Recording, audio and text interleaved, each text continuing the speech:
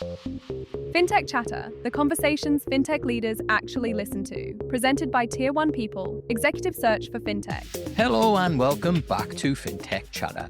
I'm Dexter Cousins, founder of Tier 1 People, where we help outstanding fintechs like Revolut hire outstanding talent like today's guest, Matt Baxby, who's here with me for our very first podcast of 2026.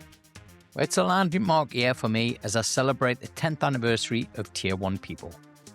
And with a decade of experience placing top leaders like Matt into scaling fintechs, I've seen what works and what doesn't work. So if you're planning senior fintech hires in the next 6 months, then we should definitely chat. You can reach me on LinkedIn, or there's a link in the show notes where you can get in touch. Now let's get to today's show. But before we do, make sure if you're new to us that you follow us, give us a like and subscribe. And if you're watching on YouTube, make sure you give us a comment. Well, Matt, welcome back to the show. Can't believe it's been another year. Dexter, I can't either. I think I was doing the body count of how many times we've done this now, and it's getting pretty close to 5. So yeah, it is. And now it's like it would be indulgent of us if it wasn't for the fact that every time you're on, there's major news to share. And so I'm not going to kind of keep our listeners and viewers in suspense anymore. There's a major milestone that you're here to share with us this time round. Yeah, 100%. And we clicked over this just at the end of January, but 1 million customers in Australia. The reasons that is important, it's not so much hitting the 1 million mark. It's the fact that we've been able to demonstrate that there's a real need for what Revolut's been able to bring into the market. And frankly, we came to save Australians money. We added up how much that's been over the time we've been here against the major banks, and it's nudging $250 million. And I think it's that market impact that is just super motivating. It's awesome. My sister was out from the UK over Christmas, and mate, we must have been worth about 1 million of that. It's just like everything, right? Like, I checked my phone this morning. My mum's sent, here's $30 for the kids to get an ice cream now they're back at school. It's just stuff like that, right? That 10 years ago, like, we just wouldn't even have thought about ever doing. No, that's right. And like you've seen this proliferation of Aussies traveling. I think it's just accelerated even more so in the last 12 months. And I feel like I'm the personal help desk to about 150 people because I cannot help myself in sitting on a plane and saying to people, you just got to get the product. Yeah. And then, they take that as a personal cue for me to help them out, which I actually love doing. Mate, you're not going to believe this, right? So I was in a shopping mall a few weeks back, and I walked past and there was a Travelex desk, and there was about 10 people lined up, and I went and I walked all of them and I said, you guys not tried Revolut? Like, oh, what's that? I showed them, right?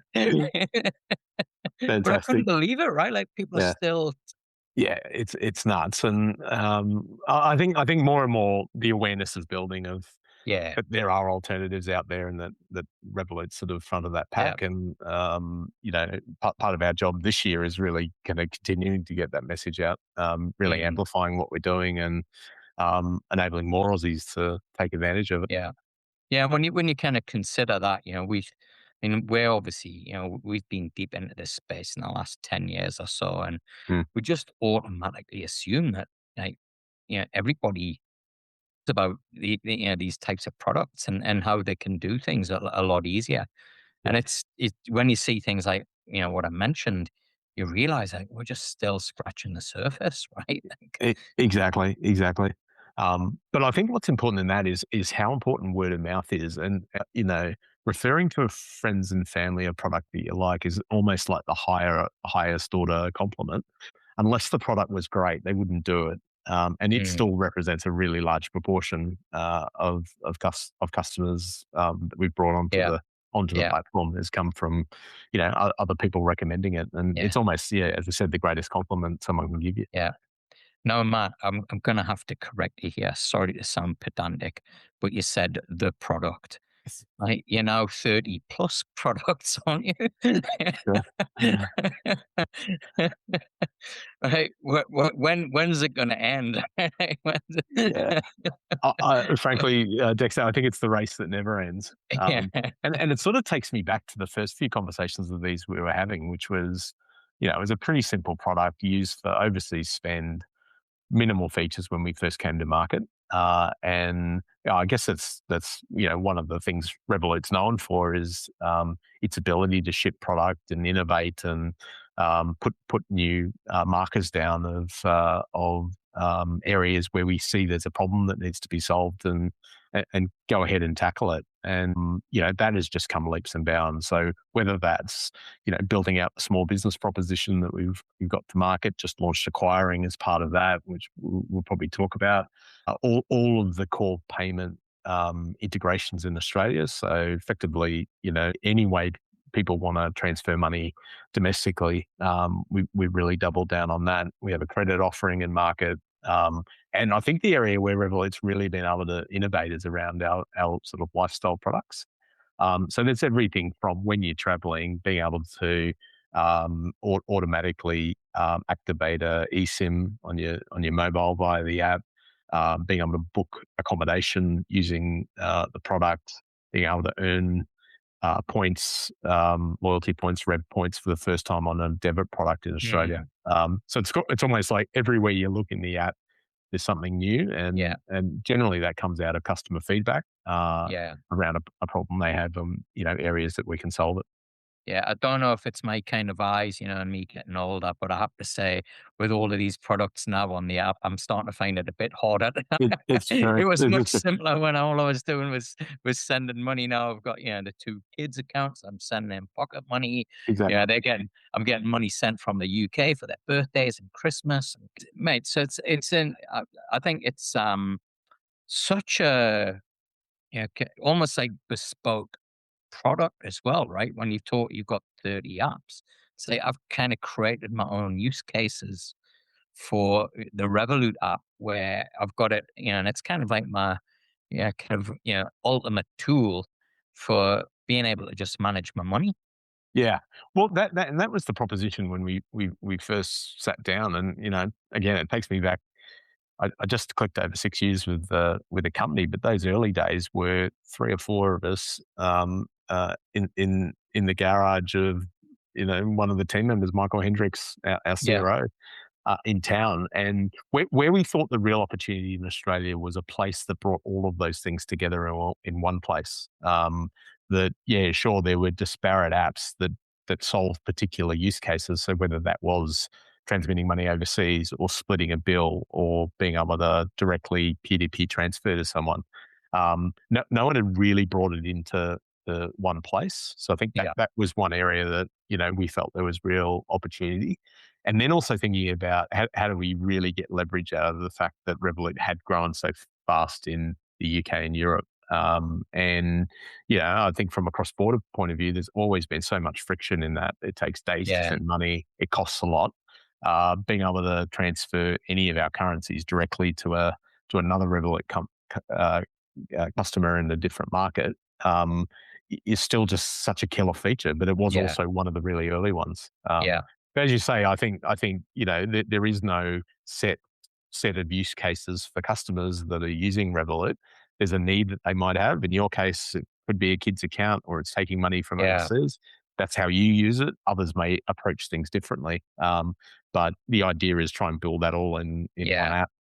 Yeah. To And I think enable it. that's the beauty of it, right? Is it's kind of, you can almost like, it's like a modular, we Yeah. talk about this in fintech about, businesses building solutions for banks and, a modular platform, but it's almost like with the Revolut app, it's a modular platform for me moving my money, right? And using my money. Yeah.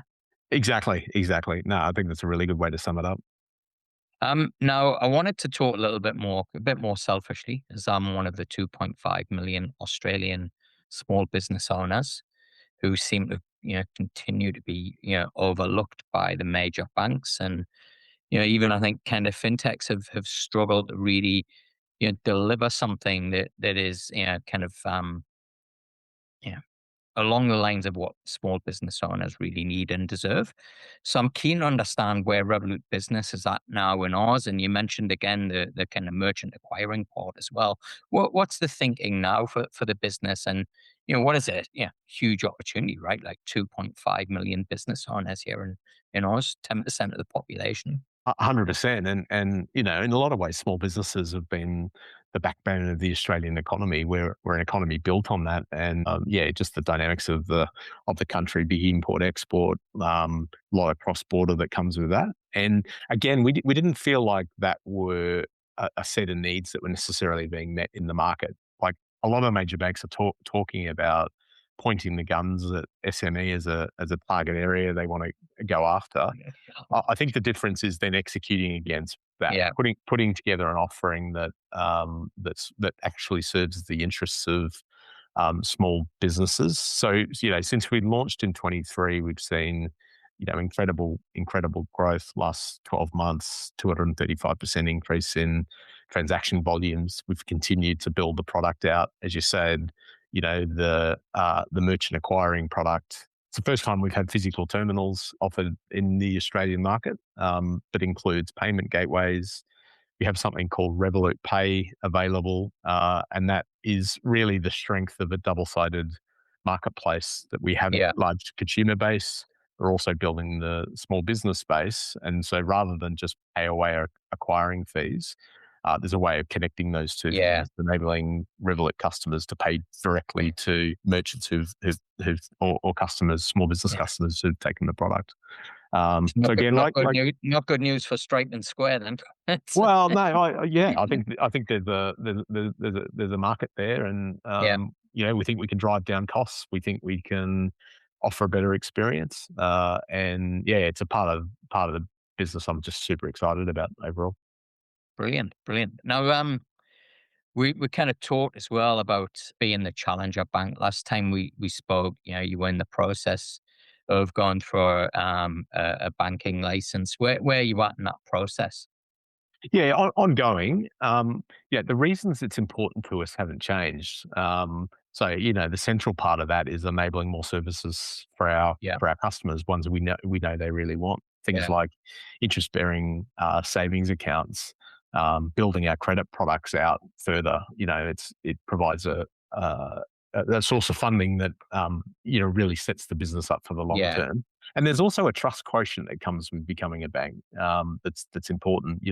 Part of our strategy is moving from being, something people use when they go on holidays to something that is, genuinely relevant to their everyday lives. And people need to feel that their money's safe, that that we're being held to the highest standard.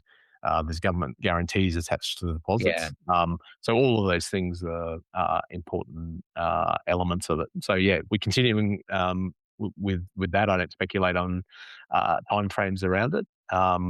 I think one of the key points, though, Dexter, it hasn't slowed us down, yeah. and the team's Well, clearly definitely not, mate. the teams have had a mindset of we're not going Yeah, to let that be a yeah, constraint. We're going to continue to deliver products to our customers that we know they want.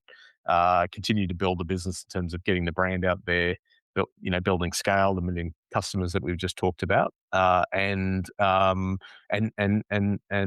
standing on our own 2 feet in the market as well. yeah. We just ticked over profitability, some time ago now, and that's quite a contrast to the other neobanks that sort of went before us. I was going Um, to ask you that actually because they've like either failed or been acquired.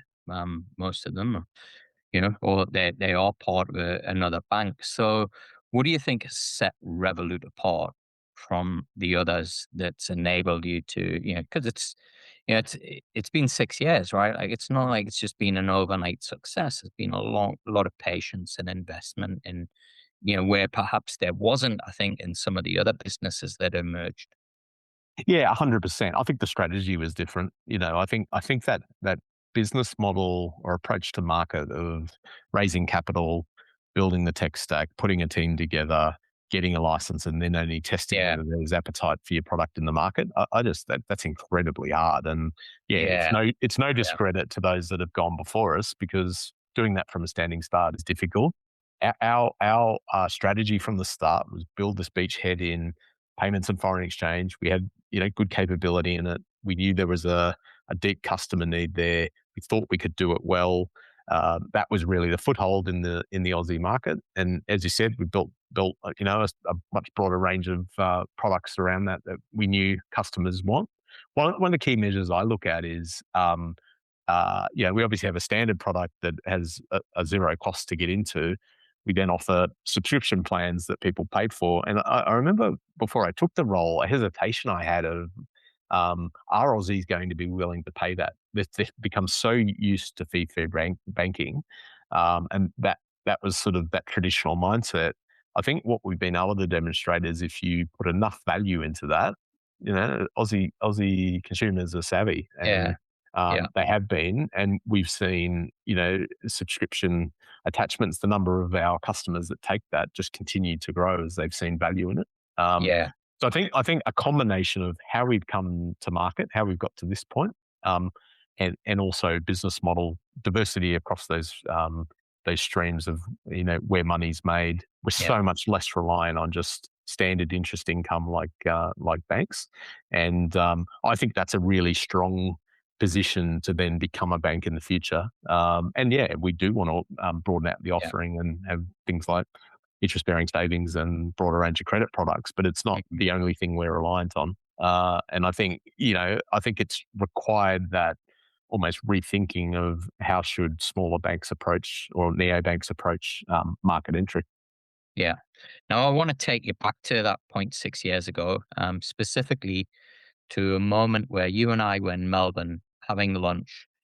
And I remember that we were both that mentally exhausted that we couldn't even pick anything from the menu and just asked the waitress to choose for us. And you used the words, I am drinking from the fire hose. Now, a few weeks later, the world went into lockdown.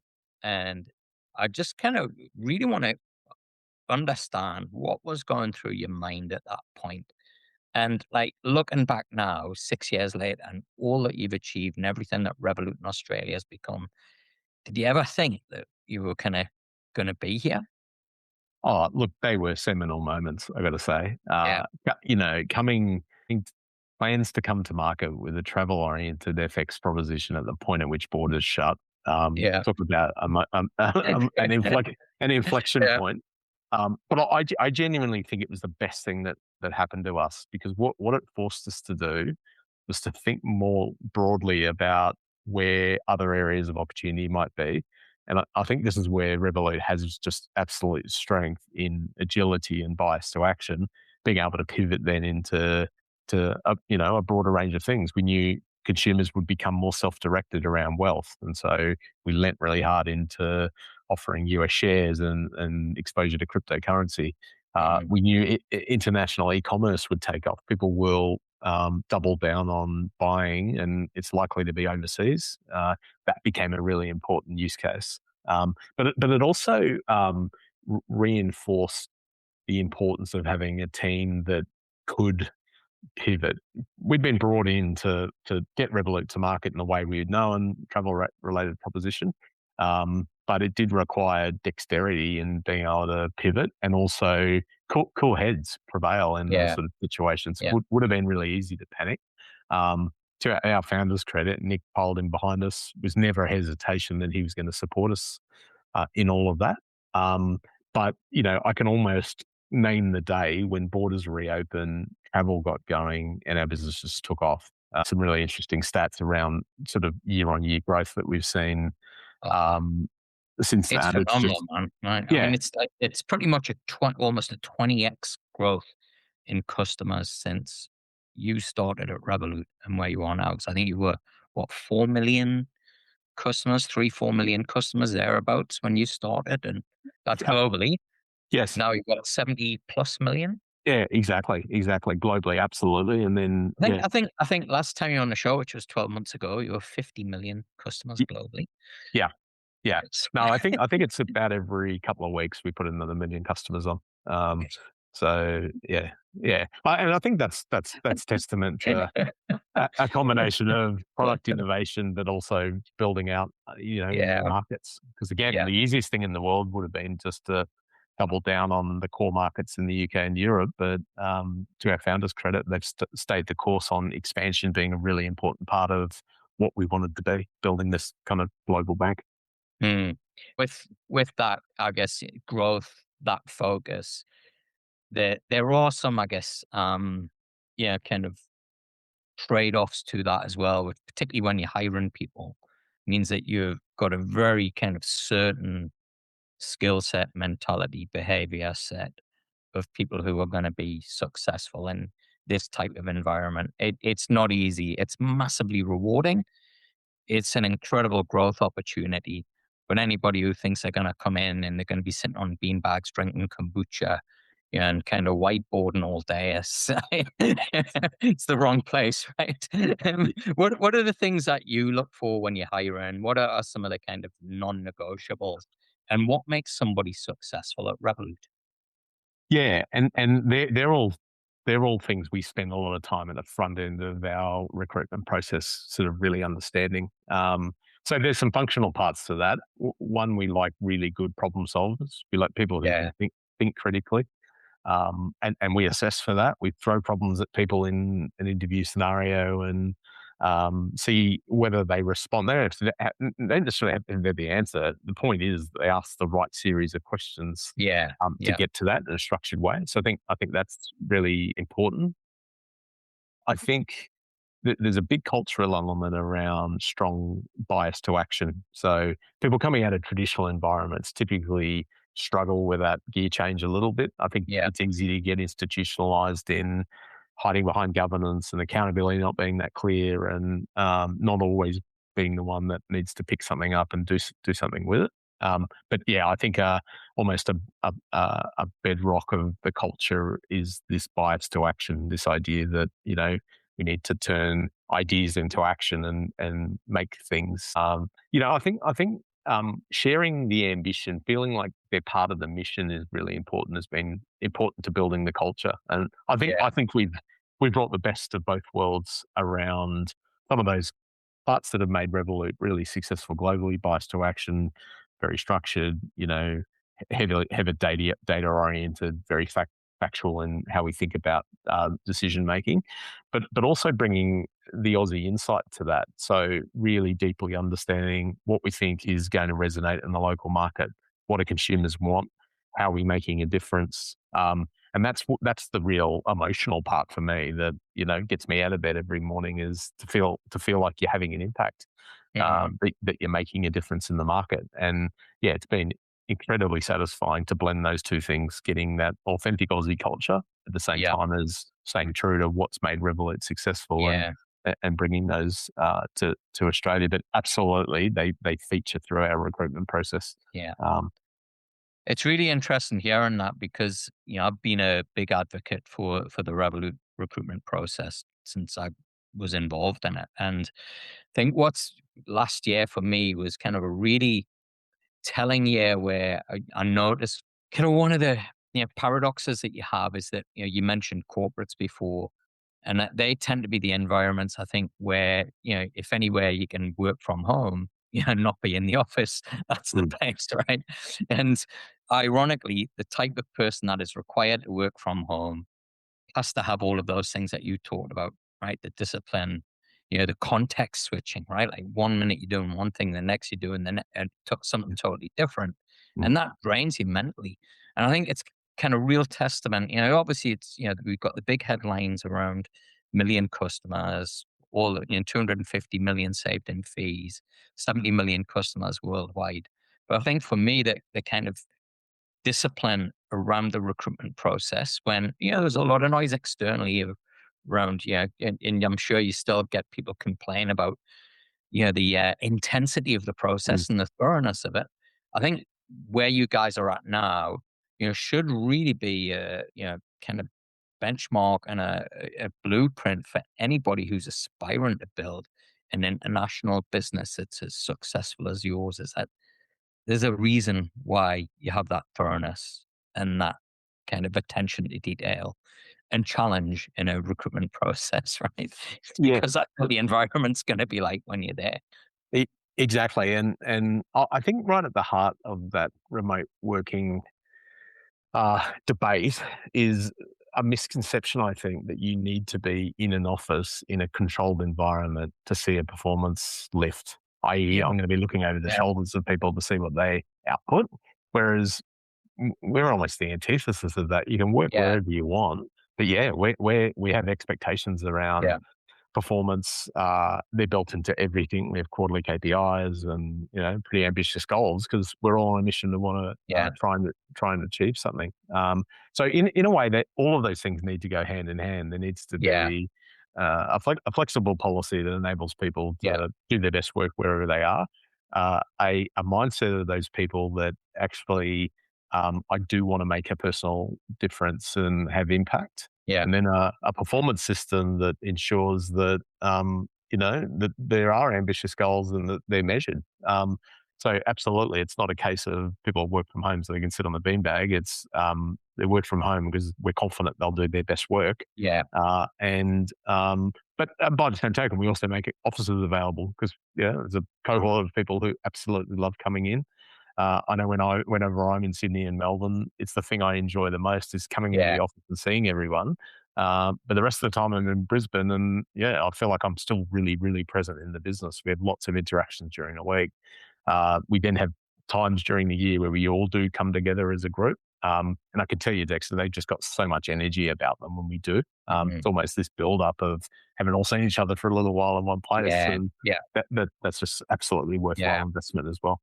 And I think what you've summed up, Matt, is kind of something that's, this was in existence way before COVID hit, right? I remember, in 2005, having the ability to work from home with a VPN and I could log in anywhere and be at the beach. But if I wasn't making money for the business, Mm. I was in the office, right? Mm. I was in the office, otherwise I wouldn't have a job. Yeah. And I think the kind of trade-off is, hey, you're fully committed to the business, you're fully committed to delivering, then it's not a problem. And I think, if you're not, and it's a lifestyle thing, well, kind of that's where I think it doesn't work. And Revolut's, if you want a certain lifestyle, I think, hey, look, that's, and you're about excellence and exceptionalism, and that's your lifestyle. And I think Yeah. Revolut absolutely the place you need to be. Yeah. I still think back on the decision we made because we started out of Melbourne. I started doing commuting down there and all sorts of things, thinking that was important. But that call we made and it was partly COVID driven, of we're just going to go where the talent is, and make sure we find the right people that are going to be a fit with our culture and what we want to try and achieve. I reckon that was another inflection point of like, as a result, built an amazing bench. Yeah. And as they say, the rest is history in terms of what we've been able to achieve. Yeah. Now, mate, we're coming to a wrap, but before I do, I've got to ask you this question. 6 years in, where are you going to be in 6 years from here? Oh God, 6 years. That's a Yeah. lifetime. Yeah. Actually, a good way to frame this is 6 years ago, if I'd have said to you, hey, you're going to be 80 million, 70 million customers, over 1 million customers in ours, you're going to have 30 plus products. What would you have said? It is really lined up with the plans we had at the time. So It is, because that was the pitch. That was the pitch. I would have given you a really factual answer. Yeah. And I'll I give you think the another only one. thing I did caveat to you was, though, 6 years at this place would be like your whole career's worth. If Exactly. you're there for 2-3 years, you're probably going to experience more than 2-3 years. Oh, big So, mate, you are an absolute veteran now. Yeah, it has. It's as you say, we often talk about dog years of Yeah. time at Revolut. It's a multiple, but our ambition is to be number one in the market. I remember having that conversation with Nick when I first joined Revolut, and he didn't put caveats on that. He didn't say, "Wow, Yeah. outside the majors" or anything Yeah. like that.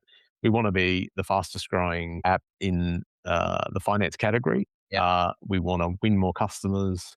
We want to continue to launch great products that actually meet Aussie consumers' needs, and bring some competition to this market that just hasn't been there.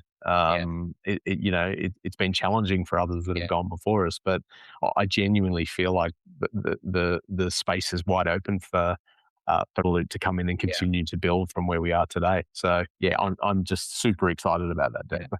You mentioned Nick. You've worked with Sir Richard Branson as well, and I think kind of Nick is the very rare founder, certainly that that I've ever met, that when he says something like what he said to you, you totally believe him.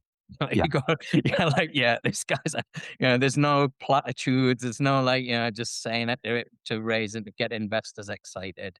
It's like, no, he is absolutely dialed in to this, and you kind of believe it with every single kind of ounce of his, that's coming across to you. It's kind of one of the, I think, real rarities in entrepreneurship.